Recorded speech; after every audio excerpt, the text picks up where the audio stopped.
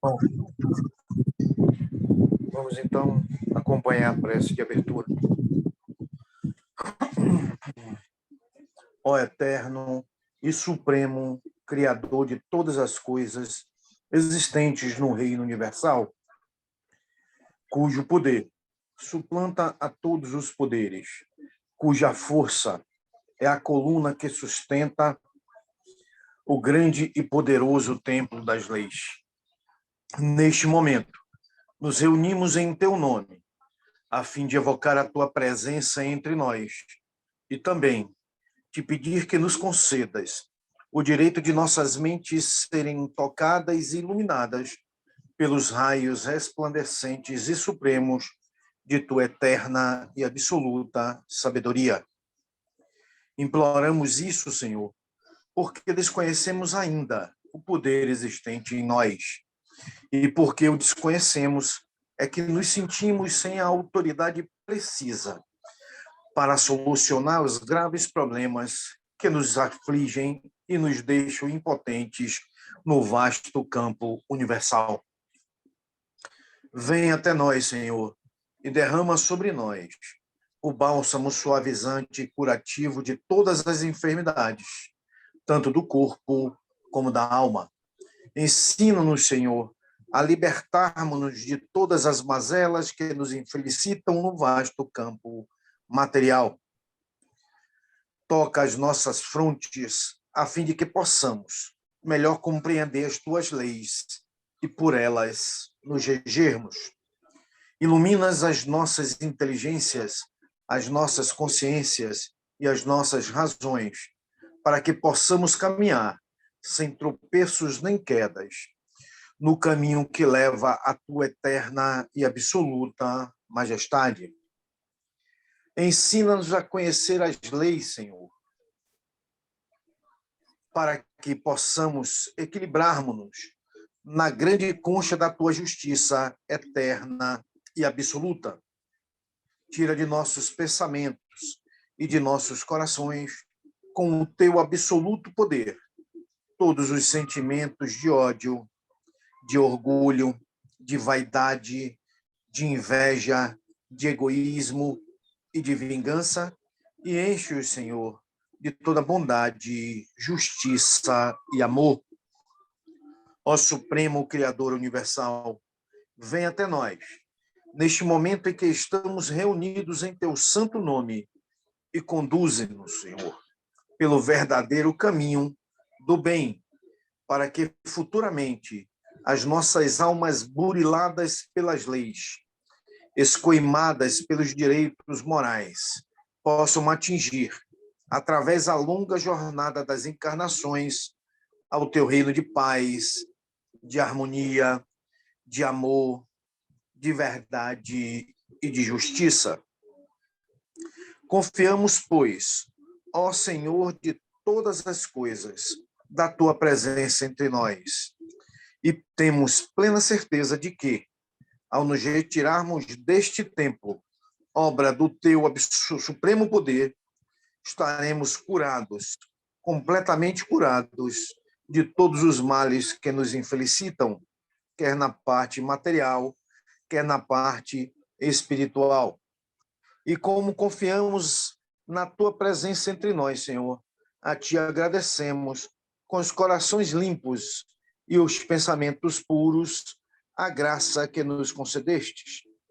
Pedimos, pois, mais uma vez a ti, ó Senhor, que nos conduza ao teu soberano reino de sabedoria, de força e de amor, onde impera a sublime e eterna perfeição. Que assim seja.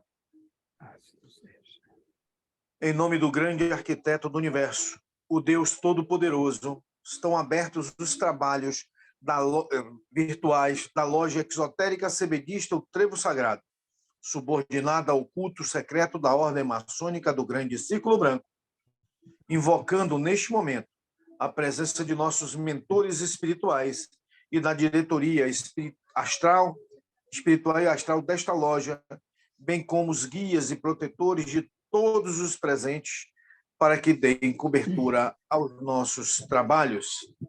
Assim sendo, os trabalhos na noite de hoje, na parte material, estão abertos. Então, hoje, dia 13 de janeiro de 2023, na nossa primeira palestra das sextas-feiras, depois do recesso, vamos dar continuidade ao estudo que fizemos já por 4 ocasiões em relação à homeopatia. E hoje, então, nosso irmão Ageu Bruni vai dar continuidade, trabalhando, então, conosco mais uma vez, e trazendo um trabalho sobre o trabalho mental do medicamento sobre o nosso mental do ser humano. Então, Ageu, a palavra é sua. Bom trabalho. Estamos todos atentos. Ok.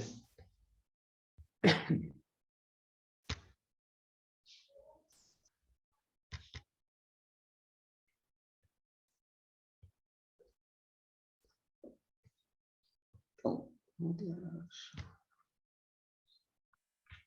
boa noite a todos, né? Vamos para a outra etapa, né? A quinta parte da homeopatia. Vamos tentar. Então, eu botei aqui um pequeno que nós já fizemos. A primeira foi sobre o histórico da homeopatia. A segunda, a homeopatia no Brasil e na Bahia, né? Tudo sobre a história. Depois nós fizemos um trabalho sobre as obras de Hahnemann, né? Que é o Organon, o repertório e a matéria médica. A quarta foi a cura homeopática, o sentido da cura, né? E hoje vamos tentar falar sobre a relação do mental, do medicamento com o paciente. Agora, como é essa interação, né, entre a relação do mental do medicamento com o paciente? Como é que ele se processa? Então, nós temos a influência dos reinos, né? Mineral, vegetal, animal, com o reino hominal. Nós sabemos que tudo veio de quem? Do mineral, né? Aí na evolução, passamos por vegetal, animal, até chegar no reino hominal. E cada etapa dessa, né? Se a gente pegar a tabela periódica, nós observamos, a gente vê que a quantidade de minerais que tem, e cada um tem o seu grau de vibração. E dentro só daquele mineral, dependendo do grau de evolução dele, ele tem vários graus lá dentro, ok? A mesma coisa como o homem, né? Então, o porquê dessa sua ação, essa relação, né? Então, vamos voltar atrás, o que nós já tínhamos conversado antes. É que toda matéria é constituída de energia condensada. É isso mesmo? Os seres vivos, homens, animais e plantas, visto como um todo, como seres bioenergéticos, né? A gente não tem que diferenciar a parte energética do ser humano. Ele tem uma vibração mais elevada do que os animais, do que as plantas. Mas cada um tem assim, várias escadazinhas lá dentro. E com isso aí, quando algo vai mal, né, em qualquer um deles, isto se reflete no todo, né? É como Hipócrates falava, que não existe doença, ou não existe doente, existe doença, né? E, na verdade, o que a gente chama de doença é apenas um sintoma, é o corpo querendo dizer que alguma coisa vai mal com ele. E esse desequilíbrio que acontece, normalmente ele atinge o que a Hahnemann falava, né, na energia vital. Uma outra coisa é que o medicamento homeopático ele tem uma ação físico-dinâmica, uma ação energética. Não é uma ação química. Tem casos que tem ação química? Tem. Vamos dar exemplo aqui. Vamos botar assim, o colossíntese. O colossíntese ele, na patogenesia dele, desse medicamento, ela dá aquela problema gástrico, desinteria, né? Com aquela dor cortante que o indivíduo chama de, na época de Rama, se dobra em dois, aquele que só coloca a mão na barriga e chega a se dobrar. É a dor, é a característica dela. Se você tiver uma pessoa com prisão de ventre, né, um paciente com prisão de ventre, e for dado o colossíntese, ele vai dar uma diarreia. Aí é a ação química do medicamento. Mas ele estando com esse sintoma, você dá ele com a dinamização mais elevada, e aí você tem a ação homeopática, né? O similar, curando o similar. Não é isso mesmo? Então, podemos concluir que tanto o homem quanto todos os seres orgânicos e inorgânicos, incluindo os medicamentos, né, homeopáticos, possuem uma vibração energética. É por isso que a gente observa que um paciente com um determinado sintoma, muitas vezes você dá uma dinamização de 5x de um medicamento, e aí diz assim, fulano teve esse remédio, é tal dinamização. Mas não é assim, né? Porque muitas vezes, naquela pessoa, a dinamização pode ser maior ou menor, né? Então, é por isso que cada um tem seu grau de vibração, sua vibração energética.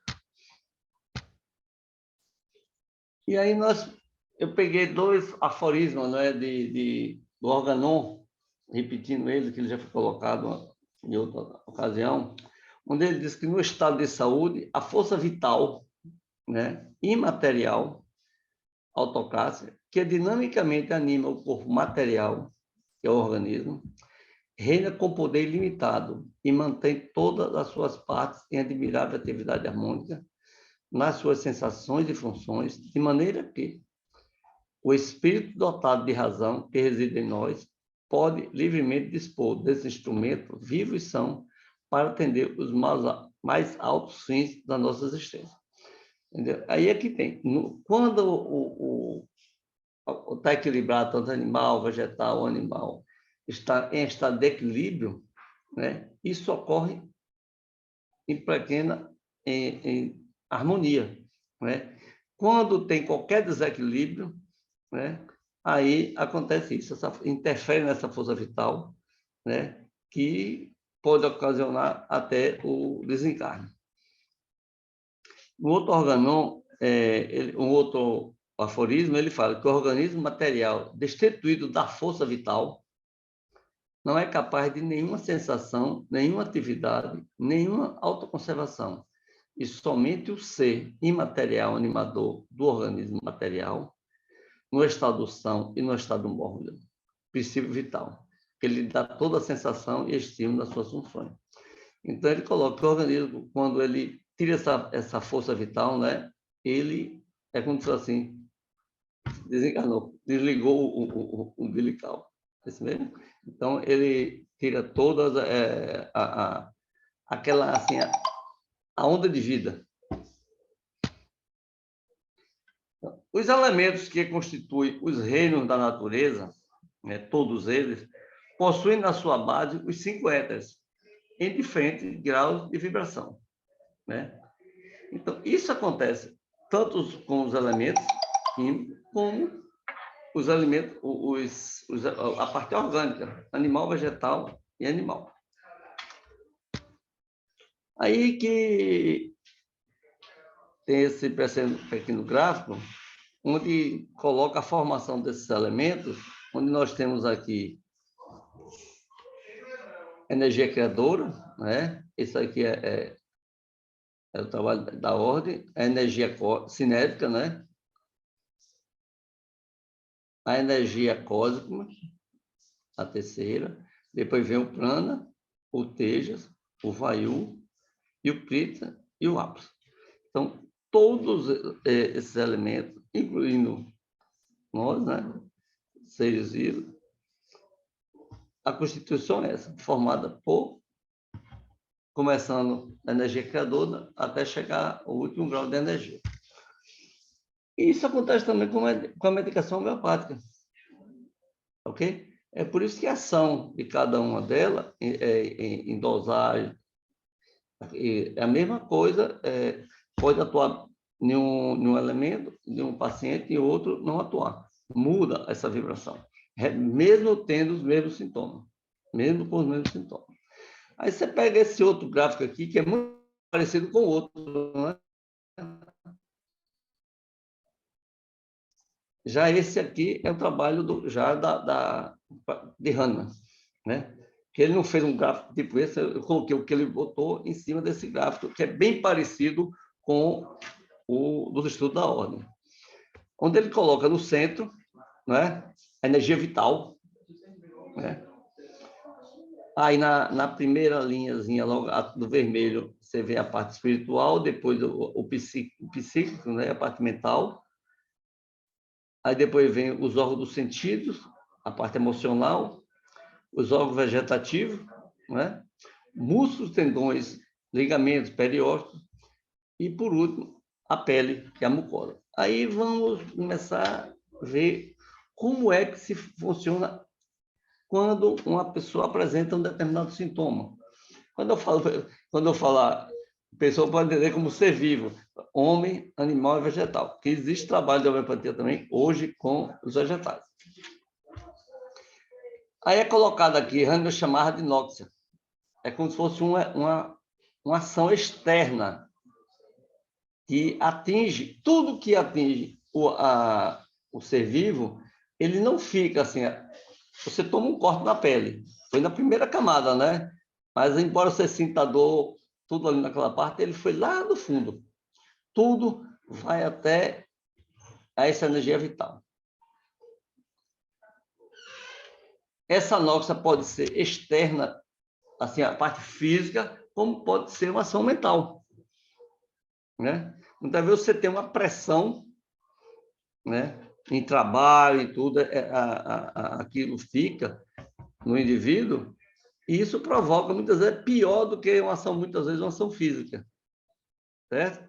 Isso nós verificamos até em animais, que muitas vezes sofrem determinados traumas, e isso fica, né, gravado nele. Então, ele é um trabalho que tem que ser feito, que é muito mais difícil do que quando é uma ação física.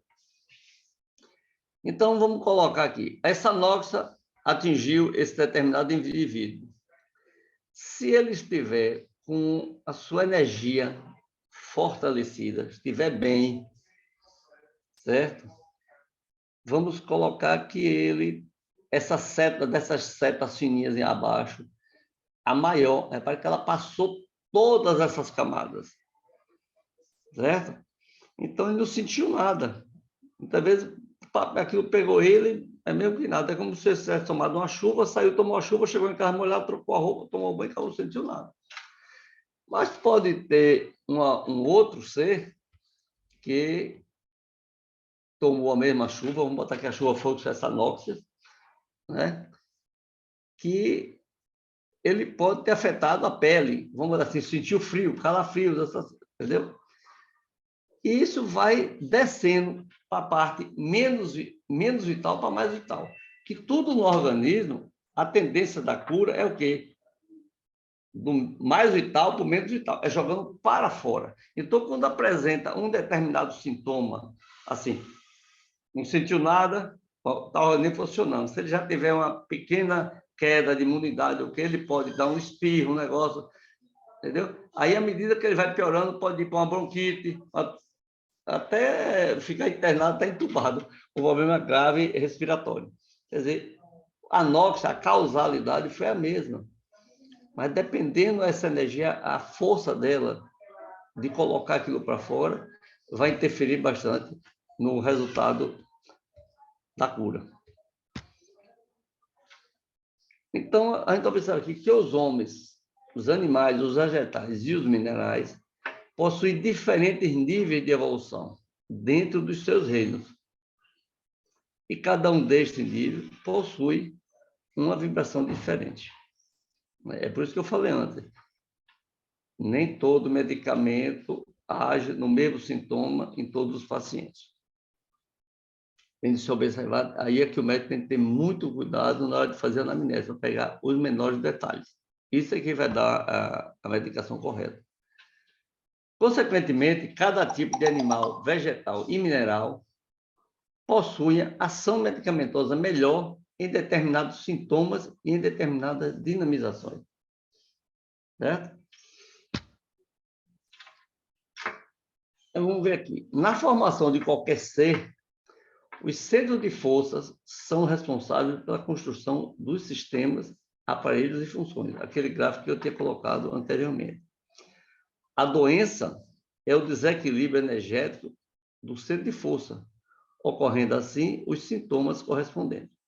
Então, aí a gente observa que eu já tinha colocado que qualquer, vamos botar um exemplo que ele falava, de dinóxia, né, que atinja o centro da energia vital, ele produz um desequilíbrio energético, que dependendo o equilíbrio dessa seu centro de força, você vai ter sintomas diferentes. Um pode ter um espirro, outro pode ter uma tosse, uma bronquite, sintomas diferentes.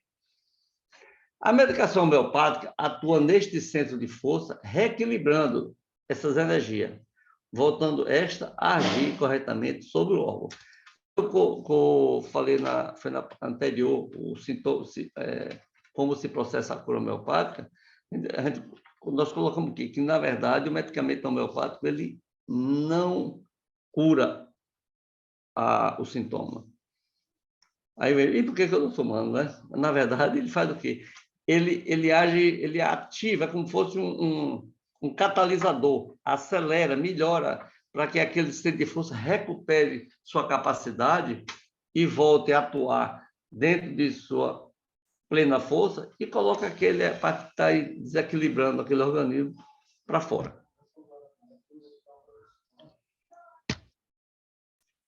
Então, aí eu coloquei, para vocês entenderem melhor,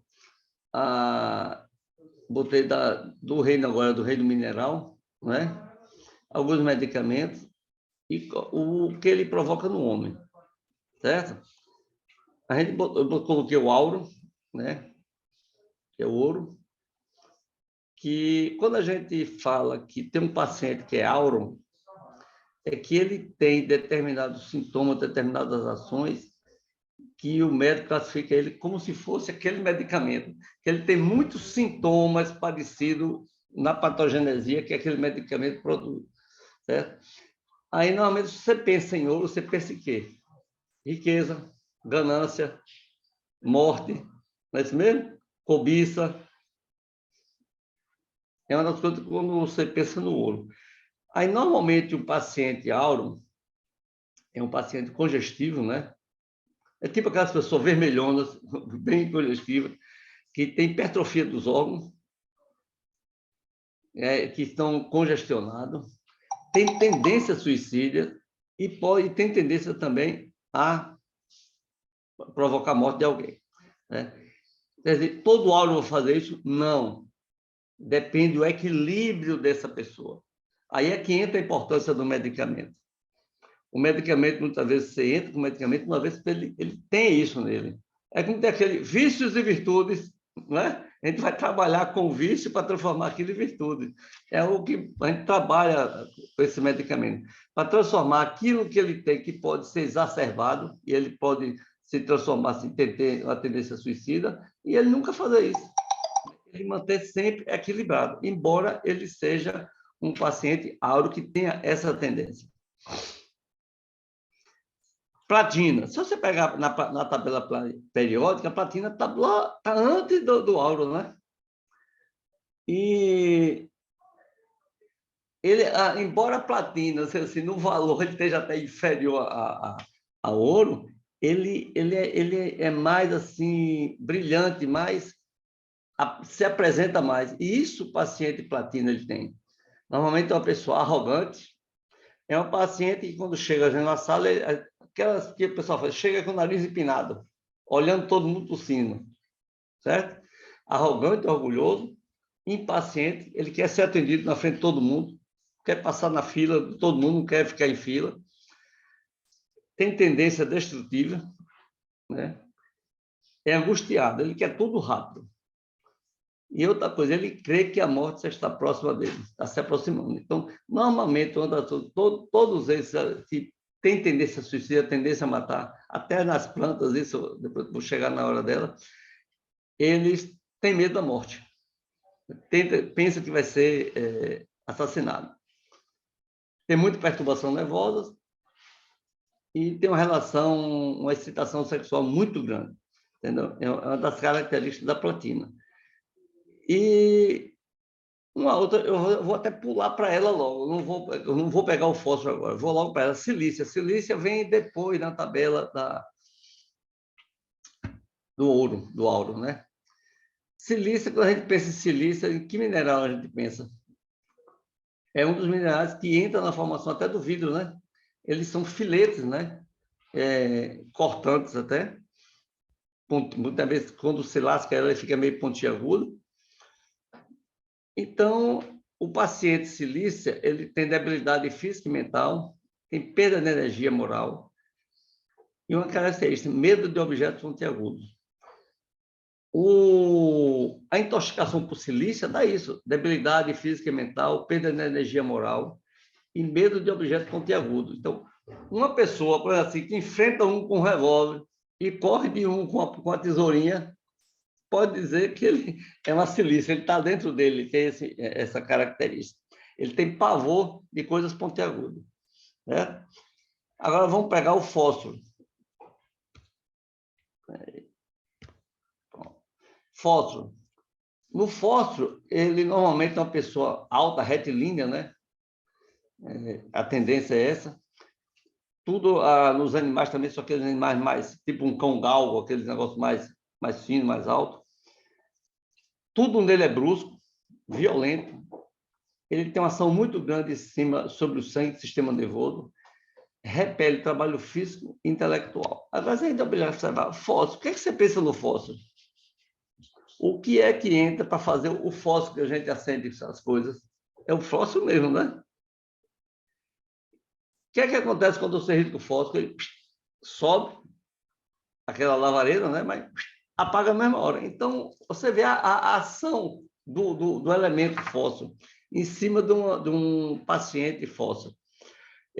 Tudo dele é violento, porque ele aparece, ele tem aquelas ideias maravilhosas, mas muito rápidas, e também do mesmo jeito que ele pensou rápido, aquilo vai embora. Ele detesta um trabalho intelectual, um trabalho que ele vai levar tempo para que seja feito, um trabalho físico que leve tempo. O fósforo tem que ser tudo rápido, muito rápido. Já ao contrário é a calcária carbônica, né, que é um temperamento linfático. Normalmente são os pacientes mais corpulentos, né? O desenvolvimento é tardio, ele é lento no crescimento, no movimento, é ansioso, teme o futuro, é aquele que nem sabe o que vai acontecer, já está com medo que aconteça. Né? E a gravação na lua cheia. Isso é uma característica marcante da calcária carbônica. A calcária carbônica ela é feita com a parte média da ostra, da casca da ostra. Tem a externa, a interna e a parte média. E a ostra, na lua cheia, repare que ele é grávida na lua cheia, ela apresenta, mesmo ela não querendo, ela abre a concha. Quando ela abre a concha, a água entra e ela tem uma sensação de sufocação, de afogamento. Embora ela viva dentro d'água, né? Ela tem essa sensação. Então, olha isso aí no mental da calcária carbônica e uma pessoa calcária carbônica tem isso. Assim, tem um paciente asmático que agrava na lua cheia. Aquela dificuldade dele respiratória agrava na lua cheia. Né? Então, isso você vê a ligação da parte mental de um medicamento com o paciente. Agora vamos para o vegetal. Né? Vamos ver a pulsatila. A pulsatila é conhecida como flor do vento. Ela é de regiões que ela recebe muito, venta muito, então ela fica na flor do vento, ela vai e vem. E a mesma coisa, do jeito que ela vai e vem, tudo nela é variável. Ela mudar do riso para a lágrima, daqui para ali. Ela pode rir em um funeral e chorar em um aniversário. Tudo da pulsatila tem uma variação muito grande.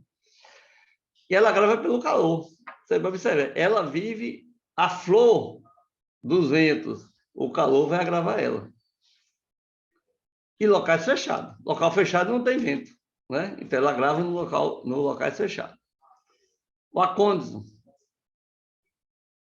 Acôndito, inclusive, é um veneno, né?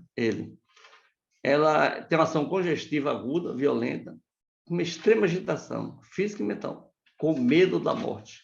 É o que eu falei antes. Todos os medicamentos que normalmente vêm de elementos tóxicos, né? A pessoa apresenta esse medo de morte. A beladona, ação congestiva, com excitação nervosa e vascular, alucinações furiosas, medo de coisas imaginárias. Ela, por exemplo, a beladona, uma das características da febre da beladona, que você sente a febre sem nem tocar no paciente. Aquela que é a febre, ela exala o calor. Você chega perto, você já está sentindo o calor. É uma das características grandes dela, e isso vai para o paciente também. Normalmente, essas alucinações, essas excitações nervosas, o movimento que ela faz é um movimento normalmente da esquerda para a direita, o movimento da cabeça, é uma característica dessa beladona. O caso grandiflora, eu já falei nele quando eu falei doenças circulatórias, né? Lá atrás, que é a sensação de aperto no coração, que é um cactus, né? Com irradiação dolorosa no braço esquerdo. É melancólico e medo de morte. Você vê, que ele provoca isso, ele tem essa toxina e o paciente tem esse medo de morte.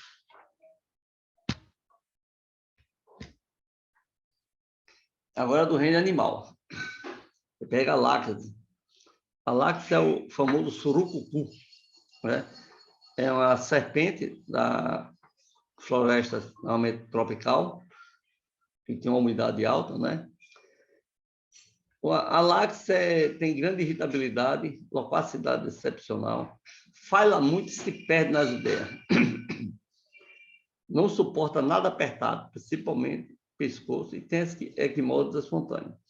Então, você observa, tem pacientes que ele fala, ele está indo de Bahia para Sergipe, já está no Rio Grande do Sul, né? Ele se perde no meio do caminho, não sabe mais onde é que estava, está no assunto, já muda para outro, né? E uma característica, como é que se pega uma cobra?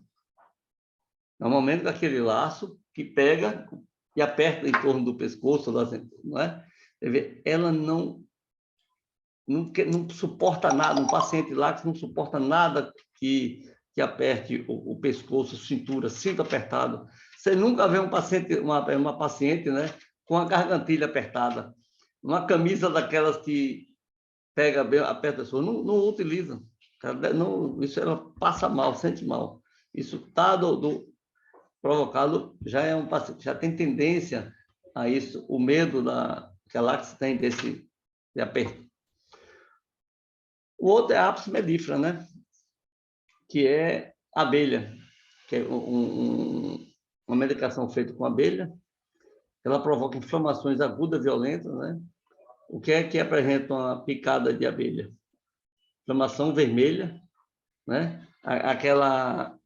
Aquele inchaço que fica aquele edema molezinho, né? Tipo até o edema de glóbulo, né? Que fica aquela... com edema, dores picantes e queimantes. Você vê, é tudo que o veneno da picada da apis mellifera provoca. Entendeu? Então, as pessoas que têm esse tipo de inflamação, qualquer coisa, dá essa inflamação aguda, violenta, qualquer coisazinha provoca edema, normalmente é um paciente láctese. Agora, uma coisa que eu vou colocar aqui, nem todo o paciente é assim, láxese, ele pode ser um láxese e está agora apresentando sintoma do ápice.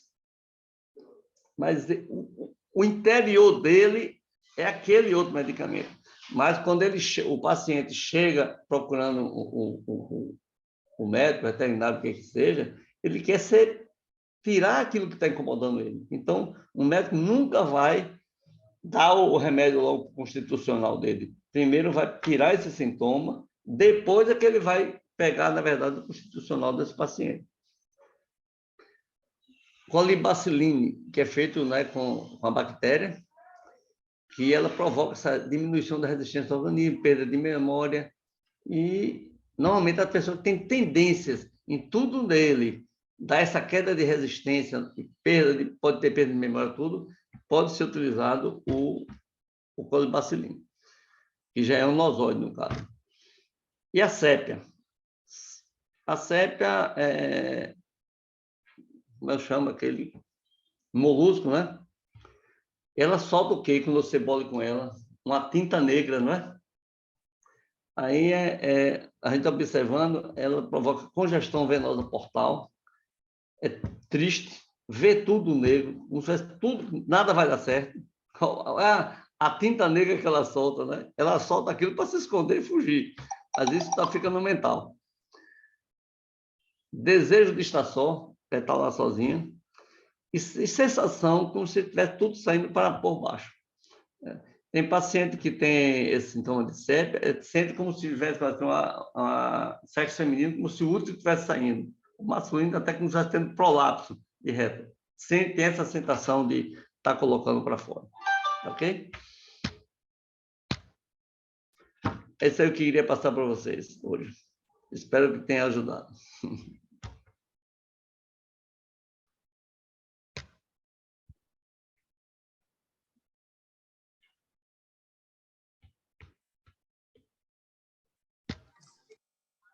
Que Gil. Obrigado, meu irmão. Vamos agora fazer o encerramento e depois a palavra será franqueada para quem dela quiser fazer uso.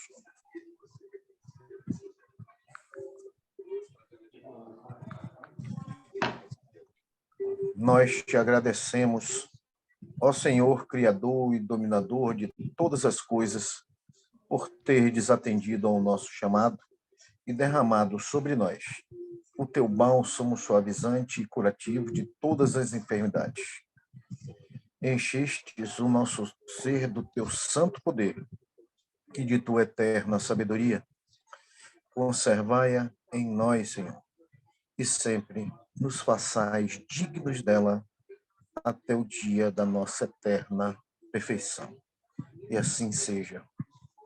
Em nome de Deus, Todo-Poderoso, o grande arquiteto do universo, está encerrada a sessão virtual da loja exotérica Sevedista, o Trevo Sagrado, subordinada ao culto secreto da Ordem Maçônica do Grande Círculo Branco, agradecendo aos nossos mentores espirituais, a diretoria desta loja e os nossos guias e protetores a assistência que nos concederam. Até a próxima reunião, se Deus assim nos permitir.